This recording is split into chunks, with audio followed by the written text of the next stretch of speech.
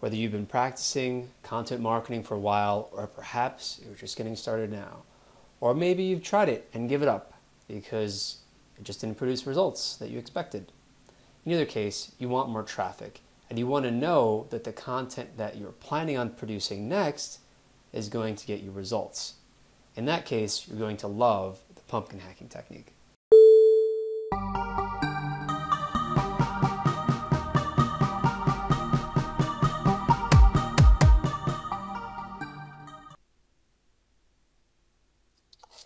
All right, so let's jump right into it. So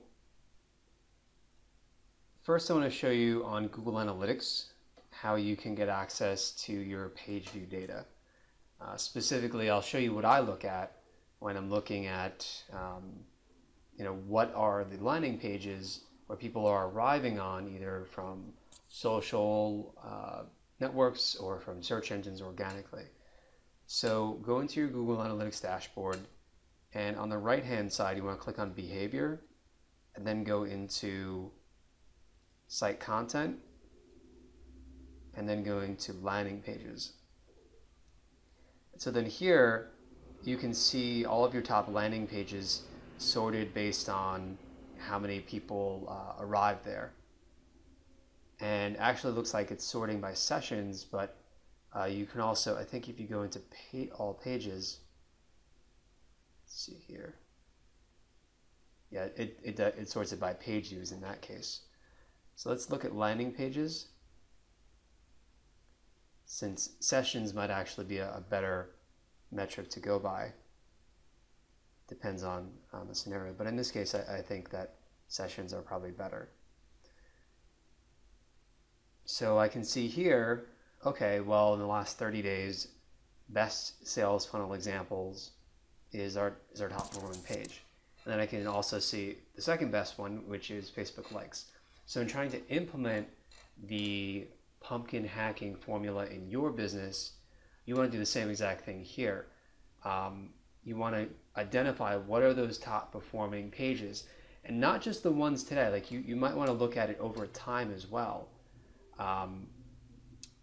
because the ones that maybe you create a piece of content, it spikes and then it kind of slows down, but it stays relatively stable, maybe it actually goes up over time.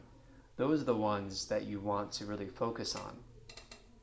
And let's look at this one. So there's a drop off in traffic here. That's because we changed our URL structure. It's not because traffic actually dropped for this page. But if I go back, let's see.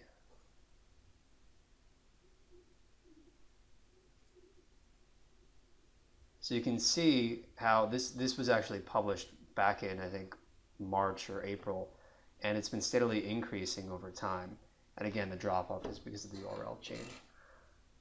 All right, now let's look at Google Webmaster tools. So I haven't really planned this too much. I'm just kind of doing it on the fly for you.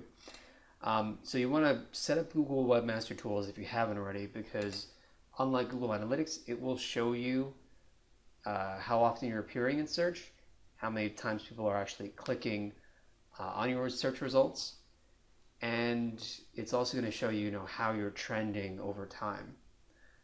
So in this case, let's see here. So you can do it you can sort it by two key metrics. Do you want to look at the top search queries, basically the words that people typed into the search engines to actually actually see your listing in the search results? They didn't necessarily click on it, but you appeared in search results for those queries. Or do you want to see what are the top pages where you're appearing? So again, I guess that you could go directly into Google Webmaster Tools to see the top pages, but metrics are counted a little bit differently, so I prefer to use Google Analytics for that. So let's look at top queries. So for example, we're seeing that some of the top queries that are getting us traffic right now, or at least impressions, which means we're just appearing in the searches, in the search results, are professional Facebook likes. I think partially that's because our URL used to have professional in it. Professional web design blog was in our URL.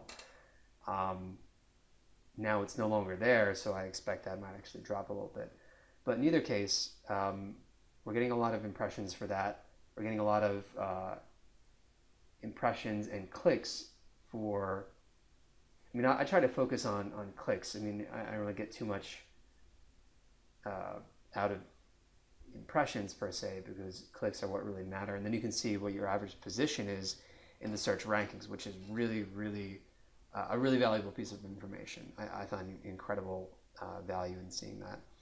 So for sales funnel examples, we're ranked near the top, basically number one, and we're capturing about, if in the last, 30 days there were 61 impressions. We got roughly, 30% of the traffic for that. And then there's other keywords related to that. So again, you want to look at the key content that's getting even just a little bit of traction. Specifically, you might see a peak in your analytics. So let's go back here. Just look at this one, specifically for the sales funnel example article. So peaked on the day that it came out, and then it kind of died down a little bit, and then it kind of started to come back higher, right? So you want to focus on that, and you want to try to build out, more content around that, right? Almost like in a circular motion. So you're just kind of expanding, and you're keeping that one core pumpkin or pumpkins, and then you're just kind of building out in a circular fashion, kind of branching out. So it's a very organic process. Literally, you're getting more organic traffic, and organically you're growing the space of content based on a focused subject or vertical or verticals, and it works. So let me know if you have any questions in the comments, and I want to tell you about the bonus checklist that we have to offer. So if you click the button, which will be to my right now, you will get access to our free bonus pumpkin hacking checklist. So when you're ready to implement the pumpkin hacking method in your business and on your website, you can just use this checklist, save it on your hard drive, and then come back to it later, and you can just kind of go through the steps there. And it's free, so go ahead and check it out. Thanks a lot.